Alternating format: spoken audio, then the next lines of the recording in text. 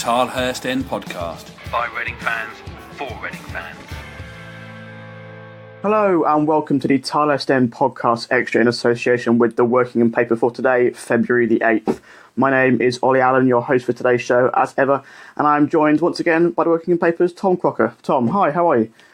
Hi Ollie, morning, not too bad, thank you. Sadly not another victory to talk about this week yet though. Yeah, we've been deprived of... We spoke last week about hopefully we could try and get a second win in a row, but it wasn't to be. It was the hope it kills you, it seems. I think after that Tuesday night win over Burton, and Reading obviously returned to the Madstad last weekend, but returned to losing ways. Unfortunately, was fallen to a 2-0 defeat to Millwall.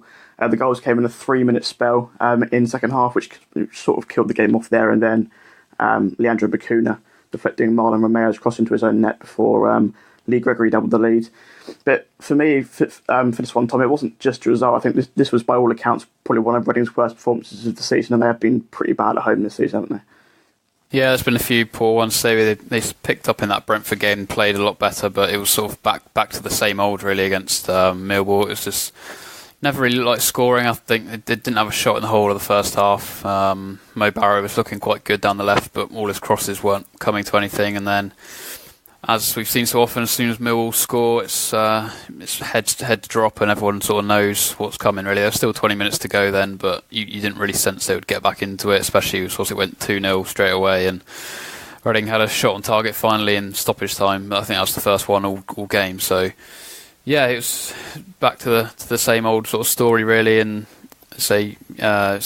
you hope that from the Tuesday night they'd be in buoyant mood, and it certainly sounded like they were coming into it, but just as soon as they got out on the pitch, it just fell back into the same sort of thing. I think that's 4 home league defeats in a row now as well, mostly against sides in and around them in the table, yep. Which obviously is one of the biggest worries, really. And you look at it now and you think they might be better off, will have a better chance of picking up results away from home at the moment, which is obviously never a good thing. So it was another disappointing afternoon, disappointing performance, and they're still right down in the relegation battle, but thankfully still 6 points, I think, clear of the bottom 3, which they seem to have been for a long, long time now. Yeah, that record of still not winning at home on a Saturday at 3 p.m. still stretches back to that Wigan game last April, which is a little bit depressing to hear. But it was, as you mentioned there, it was probably Mo Barrow who was probably the most dangerous for Reading. Although, I mean, it's not exactly hard to have that title at the moment, but he very much performed as he has done in recent weeks, and this is something I've sort of picked up on, and you mentioned it there, that Barrow, he's full of pace, he's full of skills, and he gets himself into some good positions, but really at the moment he's lacking a bit of an end product. I mean, he hasn't scored since the middle of December, and he's just struggling to sort of create anything meaningful at the moment, isn't he? Yeah, I mean, that's sort of been his story probably for the last few years, really. I think at Swansea he had some days where he was unplayable, really. I remember watching him at Arsenal and he tore them apart for most of the game, and then obviously the reason why he dropped down to the leagues probably is that he can't deliver it on a consistent basis, and I think he's scored a few goals for Reading, and he's probably been one of their best players this season, but some of his delivery on Saturday wasn't all that bad. It was just nobody seemed to get on the end of it. He's put across some decent balls in the middle of the box, but yeah, no one's got onto it. A few of them were sort of cut out easily and what have you. But yeah, I think it wasn't entirely just down to his failings, I don't think, as he was by far the liveliest threat, and there's just no one you have full confidence in scoring a goal. Jan Kermgren started to centre forward and Bodvarsson was playing out on the wing, so most of the chances were being aimed towards Jan, and he's just not in scoring form at the moment, and that's probably the sort of sums it up, really, rather than obviously Mo. Some of his delivery is a bit wasteful at times, but yeah, there's just no one putting in any sort of chances that do come their way either. So I think it's a bit of both, really, rather than just the poor crossing from Mo. Yep. One man who was at the forefront of criticism from fans was Tyler Blackett, who he didn't have the best game and gave the ball away a fair few times, but was subject to some boos from sections of the home crowd. And there's two things from me on this. I think, firstly, I think it shows what a sorry state the club is in now that the fans are now booing our own players. And secondly, more importantly, it's just completely unnecessary. And I think what part of booing your own player, who's probably low on confidence anyway, makes any sense? And I think some fans suggesting that, he won't care, he's earning lots of money, I think quite frankly just equally ridiculous, to be honest. Yeah, I mean, I think first and foremost you can understand the frustrations are just boiling over now. I think that's the main thing. It's not just targeting at Tyler Blackett entirely. It's the frustration's been towards the manager and towards other players throughout the season. It just sort of came to a head a bit when obviously he gave the ball away for the second goal, and suddenly then it's 2-0 and it's another home defeat. Everyone knows it, and yeah, it was disappointing because obviously he's not in the best of form. Everyone sort of knows that, and we spoke to Liam Moore yesterday, and he was talking about Tyler. He said he knows him. He obviously knows more than anyone else that it's not going the way he wants it to this season. He's not playing great, and in truth, he's not really been in the team unless he really has to be at the moment. He's been left out by Stam quite regularly, and he was obviously forced to come on in the first half, which I think is never particularly easy for a defender, especially when they're trying to play out from the back. You're liable to make a lot more mistakes maybe than, or they get spotted a lot more than the forwards possibly. And obviously he came on and sort of struggled throughout the game, and yeah, it came to a head with that second goal, and then he got subbed off again, which is obviously never nice for a player to go on and off. But I think it was probably for his own good in the end. It was just not working out for him. But yeah, I think the booze is obviously it's never gonna help. I mean, I'm not sure the fans did it to try and help. Really, they did it just to try and express their annoyance at how it's going. And yeah, but I think long term, if you're obviously booing the players, there's going to have even less confidence in what they're doing, especially for some of the younger guys. It's just it's like you mentioned, it shows what sort of affair the club's in at the moment, which is the biggest thing to take away from it, rather than just aiming abuse at Tyler Blackett. I mean, it could have been there's a few of them who didn't play particularly great either on the day. It's just his mistake led to the goal, and it's obviously not helpful though. Going forward, especially when they're not winning at home. They haven't won at home for a long time in the league, so yeah, it's just sort of capped off a forgettable afternoon again, really. Yeah, I think Tyler Blackett sort of has the reputation of a sort of a failed Man United product, so perhaps fans sort of taking their frustrations out on him. I don't think fans have ever quite warmed to him since he arrived, but that result does mean that Reading remain in 18th, as you said, 6 points above the relegation zone. And from this time last week, we were saying things might be looking up if we could beat Millwall, but we're now looking in deep trouble once again. We've got tough fixtures against Middlesbrough, Derby, Sheffield United and Wolves, all in our next 5 games. So certainly not an easy run. No, absolutely not. I mean, they've sort of had the easy run over Christmas, if you like, on paper, and it's just not gone to plan. I mean, the only sort of maybe crumb of comfort you can take is they have beaten Derby, they've beaten Leeds, and they've beaten Aston Villa this season. So they seem to somehow raise performances against these teams sometimes. It sort of feels like a long while since they've done it in the league, though, now. But yeah, I mean, when you look at the team and the players are good enough to do it, it's just it's the same as it's been all season, really. Nothing's changed in terms of the squad particularly, and it's going to have to be these guys who get Reading out of the problems they're in. You've got to hope that there's enough quality in the team to pick up the points. But yeah, it's going to be a difficult run coming, and I think there's every chance that they could drop down even closer, if not into the bottom 3 by the end of those, I think, 5 games he said. So yeah, obviously that then would raise new questions. But if they can go up to Middlesbrough and get something, obviously Middlesbrough are a good side. They're not in the best of form, but if they can go up there and get something, maybe that would obviously possibly give them a little bit more of a cushion. The positive is that it is still 6 points and they're still 18th despite this poor run. So you have to hope this poor run won't carry on for the rest of the season, and it's bound to maybe turn around at some point. And we just got to hope it's Saturday, because obviously if they lose that, it could easily be 3 points from the bottom 3, and then you really are worrying about looking behind you. Yeah, I mean, it's Reading's current predicament that has left plenty of questions over Jaap Stam's job this week. So we'll move on to that now. And reports started to emerge, I think it was Sunday morning, that Stam was going to be sacked. And this mainly, I think, stemmed from the fact that the warm-down session that usually happens on a Sunday had been cancelled, which was true. But was that because simply because he'd just given the players the day off, wasn't it? Yeah, essentially, yeah. It's those stories came out on it. It was true that the training had been cancelled. They were given 2 days off after the Millwall game, which obviously some fans might not particularly understand the reasons behind it, but I guess the proof of whether that was a good thing or not will come out on Saturday. It's obviously, it might seem strange on the face of it, but so we spoke to Jaap and Liam Moore yesterday, and they were sort of saying the players were just sort of mentally sapped from what had gone on, and there was such a down dressing room on Saturday that they just felt that maybe just coming in with another straight away the next day and going straight back over it wouldn't be the best thing for everyone, and maybe they needed a couple of days just to try and forget about it a little bit and then come in refreshed on Tuesday. And by all accounts, it's been a much more upbeat place since Tuesday than it has been for the last few weeks. So as I say, you can only really tell that, or that only really counts if it turns into points on the pitch. But yeah, in terms of the rumours about his job and what have you. It wasn't really founded. Obviously, he's still here now, and he's still going to be here for the next few weeks at least, you would think. And yeah, it was just simply a case of cancelling the training just for that reason, rather than because he was in some emergency meeting with the board or anything. It was nothing like that. It was just he felt it was better for the players to have time off than train their way through it. So we'll have to see if it works. I suppose he's tried everything, and it's just trying something different to see if that helps. So we'll see on Saturday, I suppose. Yeah, plenty of news have started beginning running with the story that Stam was possibly on his way out. But to me, I think that sort of seemed as though they were just sort of picking up on the original rumour without necessarily adding any truth to it, and obviously the club remained quite quiet about it. And as you mentioned there, Stam spoke to the media yesterday and will take charge on Saturday, but hopefully you'll be able to shed some sort of light on the situation, Tom. But what is happening with Stam's job at the moment? Is he safe for the time being?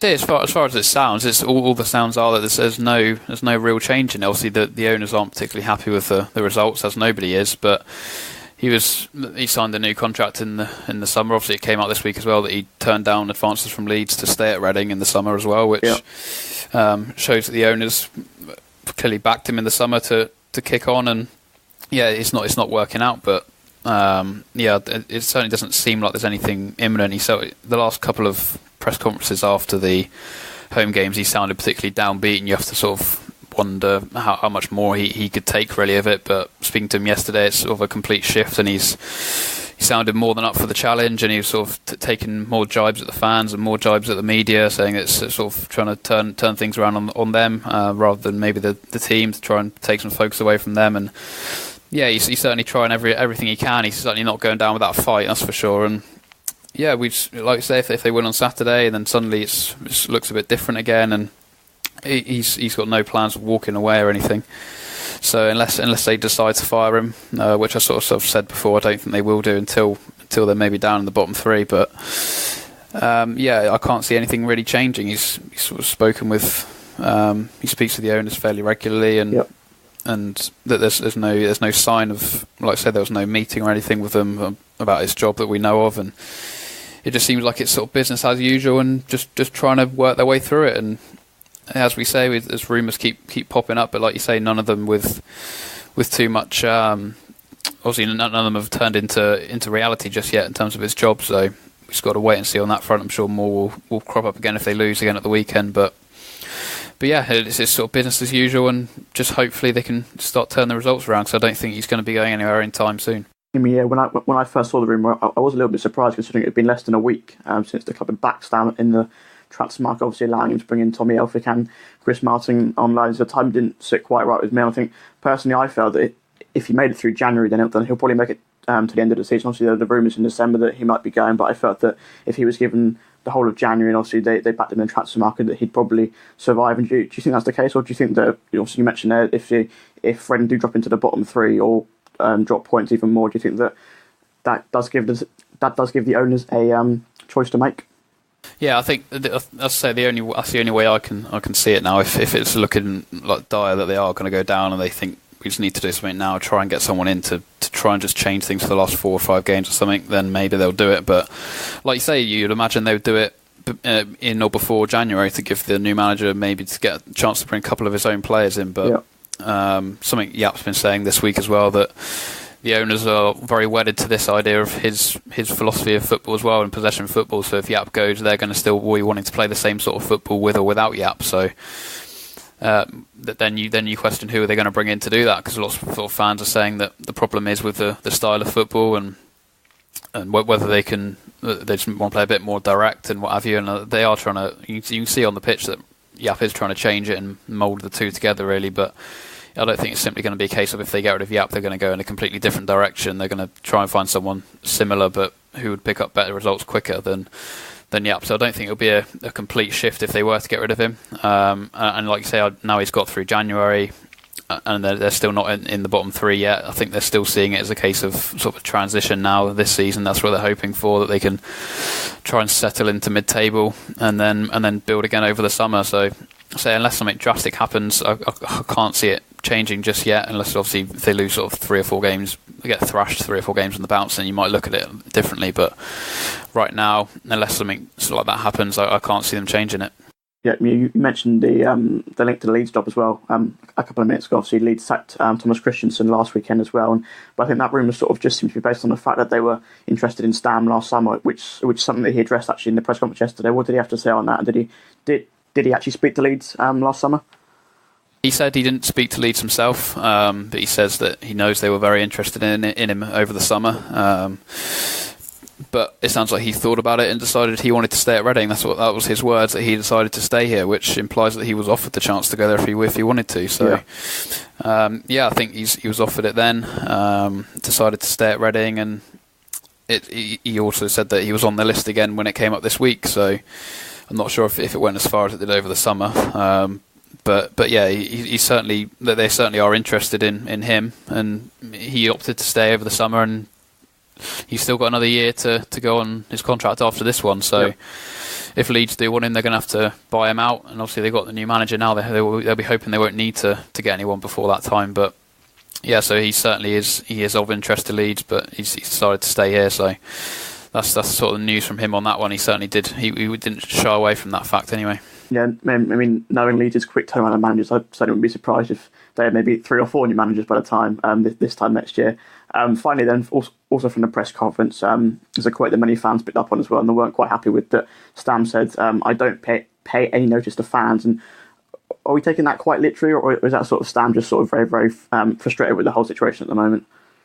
Yeah, it was a direct response to. He was sort of asked about how he personally feels about the sort of fans' criticism towards him, and whether it affects him sort of personally. And he's sort of like you mentioned there, that was the quote from him, that he doesn't pay any notice to what they say, and that last season when things were going well, some fans were still criticising, which I think is a fair point in part as well. For during parts of the season, some fans were still not too happy, and some of the home games were not dissimilar to this season, but they were getting the results out of them. So yeah, he's sort of saying that he isn't overly concerned by what they're saying about him. Obviously, he'd rather they were all extremely happy with what's going on at the club. That goes without saying. Yeah. But I think he's just sort of said he's suffered. He's gone under a lot of pressure throughout his career, and suffered spells like this before as a player when people maybe questioned him, and it just doesn't really trust not to let it affect him anymore. I don't think it was necessarily him coming out trying to have a massive dig at the fans, but obviously the quotes that he said don't look very good when you hear them, when you look at them, and he obviously doesn't sort of help himself in that respect. But yeah, I think obviously that he was trying to rally the fans a bit after what happened with Tyler Blackett as well, saying that you can have a go at me all you like, but try and back the players because they're the ones that need it on the pitch, really. And I think that's also a fair comment. And yeah, he's trying to take away from the fact that it's all about him. He's trying to just switch the focus back to the players and get the support back to the players. And it seems like they're the ones at the moment that need it on the pitch, and he knows he's under pressure sort of from the fans. He doesn't sort of seem to suggest he's under pressure from the board though, so he's not overly concerned in that respect. So yeah, that was sort of the feeling on that front, and it's not new really. He sort of said it before in the last few weeks, and it's sort of he's gone over it again yesterday, and that's sort of his sort of take on the situation at the moment. Yeah, it will certainly be interesting to see what the reception's like when Reading return to the Mastad in 2 weeks' time against Derby. Then one other quick bit of news then before we move on to talk about Saturday's trip to Middlesbrough, and that is that Reading have a new academy manager, Jed Roddy, MBE, who was director of football at the Premier League between 2009 and 2017. He's the man in the hot seat. I can't say I know too much about him, but he spoke quite well about continuing Eamon Dolan's legacy, which will always get fans on the side, and he is vastly experienced, having created the elite player performance plan system. My only query would perhaps be his actual lack of coaching he's done, but certainly this seems like a very promising appointment. Yeah, I think like you, it's not a name I'd heard before it came out that on that morning or that afternoon, and you obviously look into him after that, and you obviously it's all positive news really. He's got a great sort of CV, and like I say, maybe not coaching wise, but you look at the places he has been and the work he has done. Obviously, he's got an MBE for his work as well, and so all the right noises coming out about him from initially from the club in the statement, saying it's a sort of a significant statement from the club to bring him in, and then you look around at what other people have said about him in his sort of past jobs and what have you, and yeah, it's all sort of glowing references really. So obviously they needed to replace Lee Heron, and like you mentioned, Eamon Dolan there, and it's obviously great that he got a mention in from Jed straight away, and yeah, he's obviously needs someone he knew and worked with before, so it's just a case of trying to continue what they've got here, because the one positive thing from Reading still at the moment is the work that's going on in the academy. So it's great that they've got someone in now to bridge that gap after Lee Heron left, and he certainly sounds like someone who can fit the bill. And obviously, as we say, time will tell with it, but it certainly seems like, on the face of it, a significant appointment from the club, and one that nobody can really complain about just yet, I don't think. Yeah, obviously Reading trying to retain that Cat 1 status academy-wise, and I think that's considering that he's sort of been in charge of player development at the Premier League and created this EPPP system, certainly bodes well. Moving on to Saturday's trip to Middlesbrough then, it certainly seems like it would be a very tricky test for Reading, as we mentioned earlier. Borough currently sit 9th in the table, 6 points off the playoffs, and they haven't won either of their last 2 games, but as Reading found out in October, even an out-of-form Middlesbrough side is a very tough test, isn't it?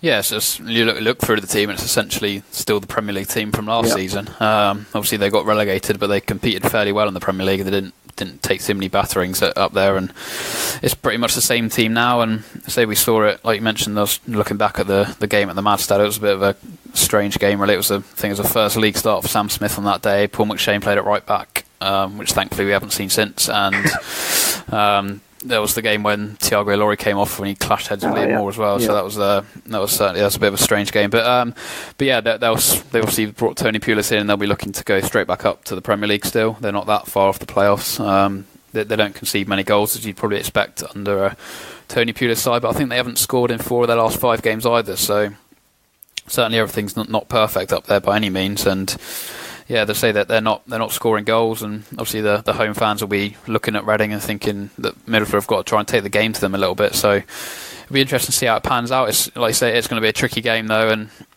every game at the moment seems fairly tricky for Reading. And it's if that Middlesbrough team turn up, then they're going to be more than a match for Reading. And yeah, I'll say that as the home side going for the playoffs, you'll have to expect them to probably take the initiative, and maybe that will suit Reading a little bit. Maybe it sounds like they've had a decent week this week, and maybe they've come up with a bit of a plan to try and stop them. But yeah, they've got pace on the break, Middlesbrough. They've got people who can score goals, albeit not recently, and they don't concede many goals, so they're definitely going to be difficult to beat, and it's going to be a tricky afternoon, I think.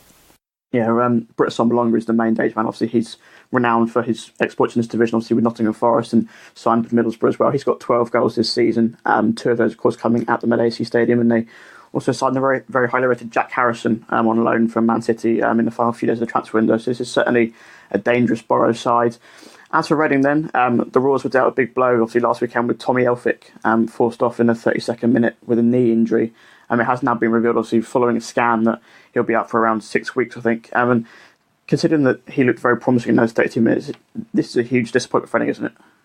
Yeah, massively. I think he was the best player for Reading before he went off on Saturday. It was just so frustrating. You had to hope that it was a little thing and that he could come back quickly. But yeah, like you mentioned, he's undergone minor surgery on his knee, and he's going to be out for sort of 6 weeks at least, you'd imagine now. And it is a big blow because Paul McShane's still out, and he's going to be out for, it sounds like, for a similar time at least with his hamstring problem. So it's going to have to be. You got Ilori and Liam Moore. Ilori wasn't great either at the weekend, and Blackett as well. So you got a couple of guys struggling a little bit there, and you got Liam Moore, and then you look around and it's probably going to be plugging a few gaps at points. I think you look at Chris Gunter will probably fill in there at some point. I mentioned that yesterday, which I don't think is a major concern. But then you ask who's going to play on the wing backs maybe. But you think we could see some free agents coming?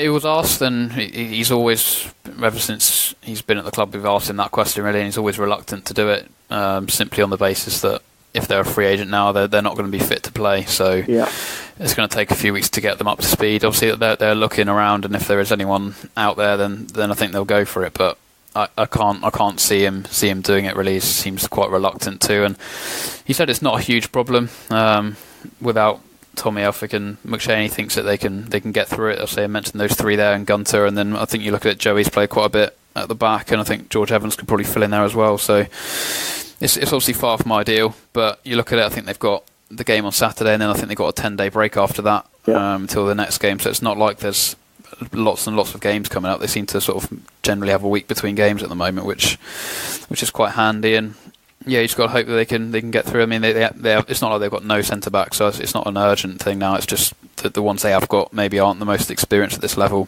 which is obviously why they brought out Tommy Uffick in. But yeah, he's picked up that injury and he's going to be out for a while, which is a big shame. But it's a chance for the other guys have got to step up now. I suppose they've probably wanted more chances in the team, and they're certainly going to get them over the next few weeks now. Definitely, yeah. How are we looking on any of the other injuries, like of Swift, Callum Harriott, or Omar Richards? Are they any closer to fitness, or is that sort of going to be a more the next game rather than this one? No, so Jaap was saying both Omar Richards and John Swift will be assessed on Friday, and they could be involved on Saturday. So okay. That's a positive. I think it's more likely Richards would be. I think he's still trying to be a bit cautious with John Swift after his problems all season. Like I mentioned, they've got that 10-day gap after this game, so they might choose to sort of leave him out for this one. But yeah, he's close. He's back in training and what have you. So him and Richards are close. Harriott's had another setback on his hamstring. It's sounding unlikely he's going to be involved. I think he was meant to play for the 23s against Norwich last week, but felt his hamstring a day or two before the game again, so he's sort of another step back for him, which is obviously a huge shame, because it sounds like whenever he has been in training he's looked really good, but whenever it gets right to the point where he's about to play, he sort of breaks down again. So he's still a little while away. And then just looking at the other ones, the other one was Mendes, who's back in training. I'm not sure too much how much impact he might have in the rest of the season, but it sounds like he is back closing in on fitness. So I suppose that's a positive at least. But yeah, let's say Swift and Richards are the two that are fairly close, and then now you've got McShane and Elphick who are going to be out for quite a while. Yeah, it'd be very easy to almost forget about Joseph Mendes. His main impact last season was the goals at Aston Villa, but he's sort of disappeared off the face of the earth really over the last couple of months. So as you say, we've got Bodvarsson, we've got Martin Kermigan. Well, he's not scoring that many goals, but he's probably still ahead of Mendes in the pecking order. So we'll certainly see if Mendes has any impact when he returns. Yeah, I think Sam Smith probably jumped ahead of him as well now. So like I say, he's been out for such a long time, this knee problem I think he's got, and it's just he's back in training now, so he's going to have to, you'd imagine, play a few under-23s games and see how he gets on there before I can't see him being back involved in the near future, just because he's been out for so long. And yeah, you never know, you might pop up and have a bit of an impact towards the end. There's probably going to be a chance for someone to step up and be a bit of a hero towards the end of the season, so you never know. But yeah, like let's say he's closing in now, but he won't be involved in the next week or so anyway. In terms of the prediction league then for this weekend, how do you see Saturday's game going, Tom? Obviously, no one predicted a Millwall defeat last weekend, so the standings are as they were with you on top.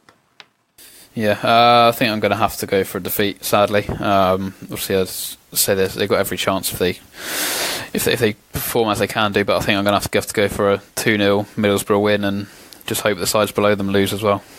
Yep, obviously, as you mentioned, if we lose, and so the likes of Hull or Birmingham get a win, and we're suddenly looking precariously over our shoulders. As we wrap up the show then, Tom, what can we look forward to on the working in paper this week? Yes, there's plenty from Jaap and Liam Moore from yesterday, and we've also got a column from Tyler's end editor Simeon Pickup, which is on the appointment of Jed Roddy this week, and just how the future's looking sort of off the pitch. So I was trying to say a bit more positive on his appointment. So that's coming up on Wokenham.today, and I'll post it on Twitter at Tom J Crocker as well. Yeah, that's what Sim's very good at, trying to plug some positivity around the club. Excellent stuff then. Thank you very much for joining me once again this week. Nice one, thanks Ollie. No worries at all. In terms of next week, Rangers don't actually, as we mentioned earlier, they've got a 10-day break after the Middlesbrough game. They don't actually have a game the following weekend due to the fact that they're meant to be playing Sheffield United, who now have an FA Cup game. So it's unlikely there'll be a podcast extra unless there are any huge talking points in the Middlesbrough game, or Jaap Stam has given his P45, but as discussed earlier, this seems unlikely. As ever though, thank you very much for listening, and come on you Ours. Get social with the boys. Find them on Twitter at the Tilehurst End and facebook.com/the Tilehurst End.